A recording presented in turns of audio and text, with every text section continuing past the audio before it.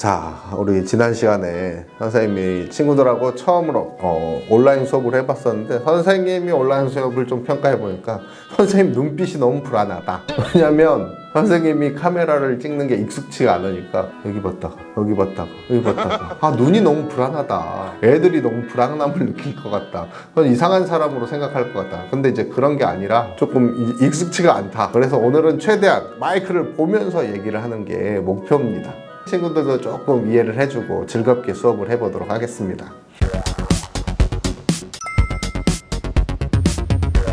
지난 시간에는 3.1운동에 대해서 조금 배워봤는데 어떻게 우리나라가 빼앗겼는지, 우리나라를 되찾기 위한 첫 단추 3.1운동을 어떻게 깨었는지, 3.1운동이 왜 중요한 일인지에 대해서 배워봤습니다. 오늘은 3.1운동 후에 어떤 일들이 벌어졌고 대한민국 임시정부가 어떤 일을 했는지라고 하는 걸 조금 배워보도록 하겠습니다. 3.1운동이 끝나고 난 다음에 이 3.1운동으로 우리나라 독립운동가들은 한반도에 있는 많은 사람들이 일본을 벗어나서 새로운 나라를 만들고 싶어, 우리나라를 되찾고 싶어, 이런 의지를 확인을 했습니다. 그래서 민중들의 힘을 등에 업고 대한민국 임시정부라고 하는 걸 만들게 됩니다. 근데 이제 우리 친구들은 대한민국 임시정부를 상하이에 있는 대한민국 임시정부만 알고 있는데 실제로는 한 8개 정도의 임시정부가 생겼습니다. 한반도 안에 한성정부를 필두로 한 4개 정도의 임시정부가 있었고요. 중국의 지린성에 2개 정도가 생겼어. 지린성 이제 도시 이름입니다. 중국집 이름이 아닙니다. 그 다음에 러시아 블라디보스톡에도 하나가 생겼습니다. 근데 이제 여러 이 임시정부로 나뉘어져 있는 상황에서는 제대로 된 독립운동을 할 수가 없지 않겠느냐. 우리 힘을 하나로 모읍시다 라고 해서 상하이 임시정부로 힘을 하나로 모으게 됐습니다. 그래서 1919년 4월 11일 날 한반도에 있는 독립운동가들, 그 다음에 러시아, 중국에 있는 독립운동가들이 상하이 임시정부로 대한민국 임시정부가 생기게 됐습니다. 자, 그래서 왜 상하이에 생겼느냐? 1번, 상하이 안에서 프랑스 조계지라고 하는 곳에서 임시정부가 생겼는데 여기에서는 굉장히 자유로운 활동이 가능했습니다.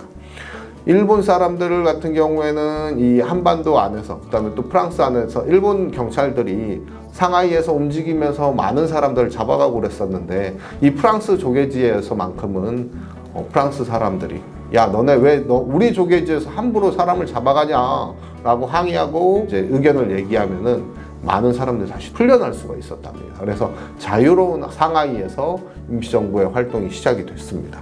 그래서 임시정부 같은 경우는 임시정부를 수립하자마자 가장 먼저 뭘 했냐면 우리나라 초대 헌법을 만듭니다. 첫 헌법을. 대한민국 임시헌장이라고 하는 첫 헌법을 만드는데 이 헌법의 내용이 뭐냐? 나라 이름은 대한민국으로 한다. 왕이 통치하는 게 아닌 민주공화제. 평범한 사람들이 투표를 통해서 대표자를 뽑고 그 대표자들이 민중을 대신해서, 평범한 사람들을 대신해서 정치활동을 한다라고 하는 정치제도를 만듭니다. 당연히 모든 사람들이 평등한 사람들이었고 모두가 다 선거권을 갖고 있는 그런 형태였습니다. 그리고 또 제일 중요한 것 중에 하나가 광복을 하게 되면 한 달 안에 선거를 한다라고 하는 광복 후의 상황까지 염두에 둔 대한민국 임시헌장이었습니다. 그래서 임시헌장은 독립운동가들 30명 정도가 만들었던 초대 헌법, 임시헌법이라고 보면 될 것 같습니다. 그래서 역사 안에서 대한민국이라고 하는 단어가 처음으로 등장을 하는 거죠. 그래서 대한민국 임시정부에서는 의회도 만들고요. 또 정부도 만들었어요. 의회는 지금으로 치면 국회와 같은 법을 만드는 역할이고요. 그 다음에 또 정부 같은 경우는 실제로 우리 행정부, 대통령, 국무총리, 노동부 장관, 환경부 장관, 국토부 장관 이런 것처럼 실제 일하는 사람들을 선발하기 시작했습니다. 그래서 이 임시의정원 의회 대장을 이동영 선생님이 맡았고요.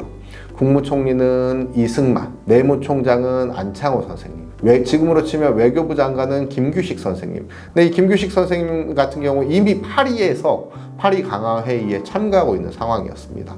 법무총장 같은 경우 이시영 선생님, 이 6형제가 전부 다 독립운동을 했던 사람들이고요. 재무총장은 돈 관리하시는 사람은 최재형 선생님. 그 다음에 군대는 이동희 선생님이. 그 다음에 교통총장은 문창범 선생님. 근데 교통통장은 차 움직이고 이런 게 아닙니다. 비밀 연락망. 엄청나게 중요한 역할을 하는 거였어요. 그래서 여러 정부 요원들도 뽑으면서 대한민국 임시정부가 굴러가기 시작을 합니다.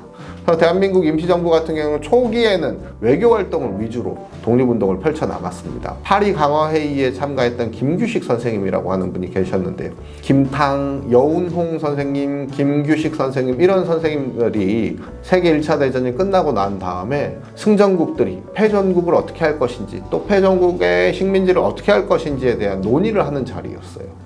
이 자리에서 윌슨이라고 하는 미국 대통령이 한 나라의 운명은 그 나라의 민족이 결정해야 된다라고 하는 얘기까지 했었죠. 그래서 김규식 선생님은 비행기를 타고 배도 타고 하면서 파리로 날아갔습니다. 근데 갈 때 돈이 너무 없잖아. 그래서 김규식 선생님의 동지들이 자기가 결혼식 때 입었던 옷을 팔기도 하고요. 결혼 반지도 팔기도 하고요. 비상금도 털어주면서 여비를 마련해 줬습니다. 그래서 김규식 선생님이 프랑스 파리에 도착을 했었는데 프랑스 파리에서는 야 우리도 파리 강화회의 안에 들어가고 싶어 우리도 참가하려고 왔어 라고 했는데 프랑스에서는 야 너네는 나라도 없는 애들이 무슨 회의에 참여하냐 야 너네는 나라도 없잖아. 그러니까는 김규식 선생님이 동지들에게 부랴부랴 편지를 써서 야 이 회의에 참가하려면은 나라가 있어야 된대 라고 하면서 나라가 있어야 된다라고 하는 얘기를 하니까 독립운동가들이 임시정부라고 하는 단체를 만들게 되는 거죠. 그래서 어떻게 보면 외교활동이 시작이 됐을 수도 있어요. 대한민국이라고 하는 나라에. 그리고 또 3.1운동의 이야기들을 널리 3.1운동이 벌어질 수 있는 이론적 배경을 제공해 준 사람도 다 김규식 선생님의 외교활동 덕분이었습니다. 그래서 물론 프랑스 파리 강화회의에 참가해서 특사로 파견돼 가지고 제대로 된 활동을 할 수는 없었어요. 하지만 이 외교 활동을 멈추지 않고 그 옆에 있는 스위스의 만국사회당 회의라고 하는데 조수왕 선생님 파견돼서 활동을 하면서 한반도의 상황, 우리 한반도에 있는 민중들은 일본의 제국주의자들과 함께 살고 싶어하는 마음이 없다. 그러니 우리는 꼭 독립을 해야 된다라고 하는 한반도의 상황을 다른 나라 사람들에게 알리는 계기가 됐습니다.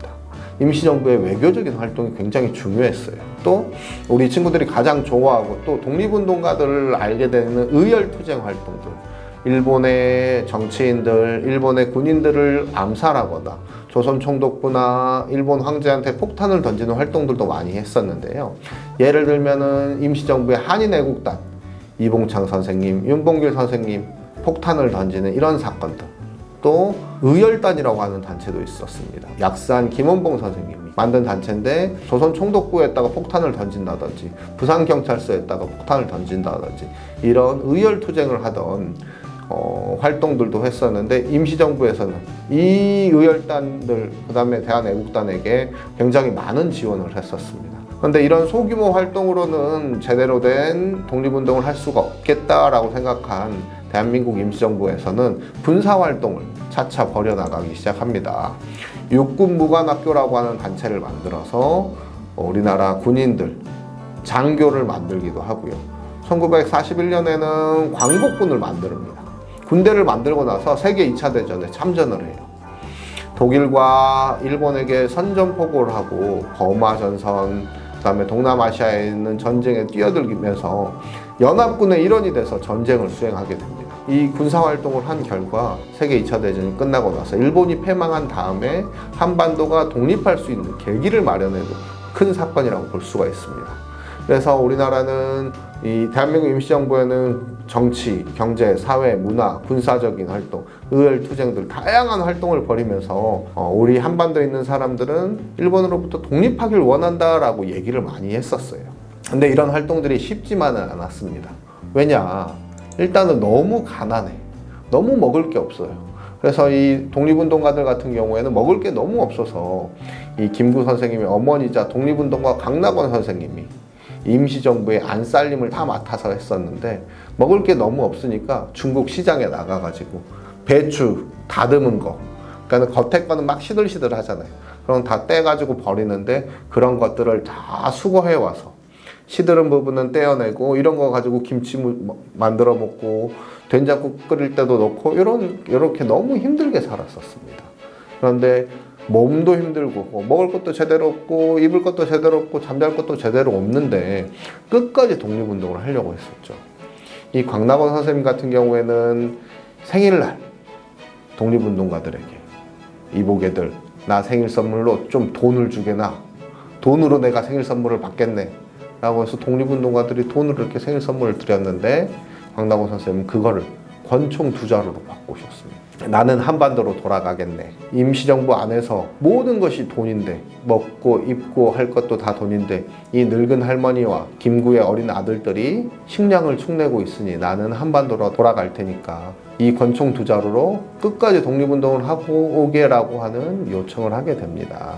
이런 일화에서 보면은 너무 힘들고 지치는 생활이었었지만 독립운동을 하려고 하는 의지나 마음가짐을 끝까지 보여주는 사건이라고 할 수가 있습니다. 임시정부 같은 경우에는 단순히 이제 그런 춥고 배고프고와 별개로 또 계속해서 이동을 해야 되는 힘든 생활을 했었습니다. 상하이, 항저우, 전장, 창사, 광저우, 류저우, 치장, 충칭까지 계속해서 일본 군대를 피해서 그 다음에 중국 공산당 군대를 피해서 계속해서 이동을 하면서 독립운동을 지속해 나갔습니다. 이동 거리만 해도 6,000km가 넘었대요. 이런 이동 생활을 하면서도 광복군도 만들고 일본한테 선전포고도 하고 카이로 선언의 독립 약속을 받기도 하고 헌법도 만들고 여러 가지 활동을 했던 겁니다. 정말 대단한 활동이라고 볼 수가 있어요. 근데 임시정부의 활동들 중에서 우리는 맨날 누가 일본 황제에게 폭탄을 던졌대 뭐 이런 것들만 굉장히 중요하게 생각하는데 이 임시정부 활동의 기반이 되는 돈을 만드는 사람들이 있었습니다. 독립운동에 돈을 댔던 사람. 예를 들면은 한반도 안에서 자기 쌈짓돈, 그 다음에 내 재산을 털어서 독립운동을 하는데 독립자금을 냈던 사람들도 있고요. 또 멕시코나 하와이나 외국에 일본이 너무 못 살게 굴어서 외국에 나가서 살게 된 거야. 예를 들면 하와이에서는 사탕수수 농장에서 일했어요. 그 다음에 멕시코에서는 알로에 따는 농장에서 일했어.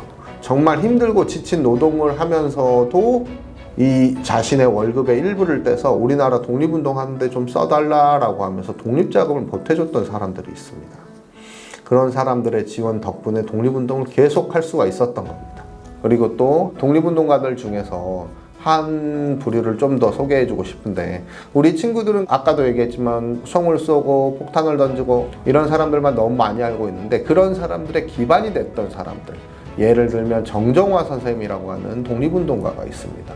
이분은 여성인데 아무래도 남성보다는 몸수색을 덜 받고 행동하는데 좀 더 자유로워서 비밀리에 한반도와 중국을 계속해서 오가면서 독립자금을 가져왔던 독립운동가들이 있었습니다. 그리고 또 이 정정화 선생님을 도왔던 조지 루이스 쇼라고 하는 사람이 있었어요. 이 사람은 아일랜드 사람이에요. 아일랜드 사람이고 부인은 일본 사람입니다. 어머니도 일본 사람이에요. 그럼에도 불구하고 우리나라 독립운동에 굉장히 많은 도움을 줬던 사람입니다. 원래는 안동, 단둥이라고 해서 신의주 바로 옆에 있는 지역에 신의주 압록강을 건너면 중국의 가장 첫 번째 도시 단둥이라고 하는 곳이 있었는데 이곳에서 이륙양행이라고 하는 회사를 운영을 했었습니다. 무역회사인데요. 배를 엄청나게 많이 갖고 있어요. 그래서 우리나라 독립운동가들을 이 단둥에서 상하이로 실어 날려주는 역할을 했었습니다. 이분이 실어 날라줬던 사람들만 하더라도 독립운동가 김구, 김가진 선생님, 김의환 선생님, 정정화 선생님 엄청나게 많은 사람들을 실어 날려줬어요. 김구 선생님 같은 경우에는 배에 김구 선생님 타고 계셨는데 일본 경찰들이 그 이륙양행 배 거기 멈춰라고 했는데 영국인 선장이 그 방송을 무시하고 전속력을 달려서 일본 배를 따돌렸다라고 하는 기록까지 있습니다. 그리고 김가진 선생님, 김의환 선생님, 정정화 선생님 같은 경우에는 다 가족이에요.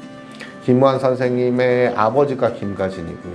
김의환 선생님의 부인이 정정화 선생님입니다. 그래서 이 일가족들을 전부 다 독립운동을 할 수 있게끔 배로 실어 날라주기도 하고요. 정정화 선생님 같은 경우는 독립자금을 모금해가지고 올 때마다 너무너무 마음이 졸였어. 친구들은 막 지갑에 한 200만 원, 300만 원 있다고 생각해봐요.